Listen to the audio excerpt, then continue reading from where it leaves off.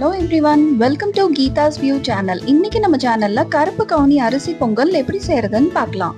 Black rice, emperor's rice, forbidden rice அப்படின்னும் பல பேர்கள் இருக்கு. ஒயிட் ரைஸோட கம்பேர் பண்ணும்போது அதிக அளவுக்கு நியூட்ரியன்ஸும் ஆன்டி ஆக்சிடென்ட்ஸும் நிறைஞ்சிருக்கு.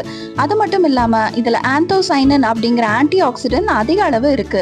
ஸோ இதய நோயை தடுக்கிறதுக்கும் மூளையோட செயல்பாட்டை மேம்படுத்துறதுக்கும் வீக்கத்தை குறைக்கிறதுக்கும் இது பயன்படுது. அது மட்டும் இல்லாம வெயிட் லாஸ் பண்ணணும்னு நினைக்கிறவங்களுக்கு இது ஒரு வரப்பிரசாதம்னே சொல்லலாம். மட்டும் இல்லாம இதய ஆரோக்கியத்துக்கு தேவையான எல்டிஎல்னு சொல்லப்படுற பேட் கொலஸ்ட்ரால் லெவலை குறைச்சு ஹெச்டிஎல்னு சொல்லப்படுற குட் கொலஸ்ட்ரால் லெவலை அதிகப்படுத்துது.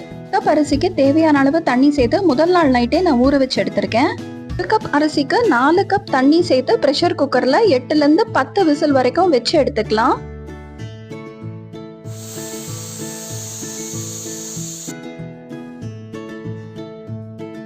பாருங்க, நல்லா குழைவா வெந்துருச்சு.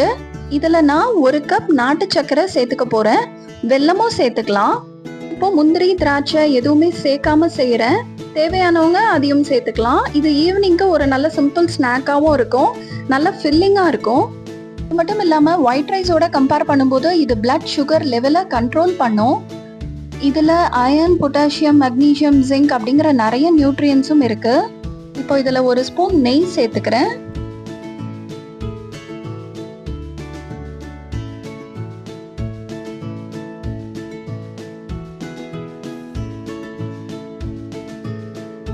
கேரளால பண்ற அரவணை பாயசம் டேஸ்ட்ல இது இருக்கும். அவ்வளவுதாங்க, ஈஸியா சிம்பிளா கருப்பு கவுனி அரிசி பொங்கல் ரெடி.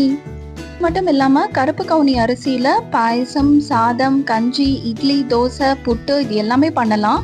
அதெல்லாம் நம்ம சேனல்ல அடுத்தடுத்த வீடியோஸ்ல பார்க்கலாம்.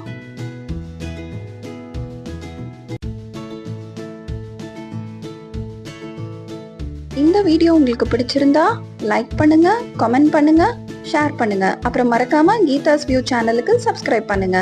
கூடவே அந்த பெல் ஐகான் பட்டனையும் பிரஸ் பண்ணிக்கோங்க. ரசியுங்கள், ருசியுங்கள், உணவை மட்டுமல்ல வாழ்க்கையையும். See you in our next video. Thank you.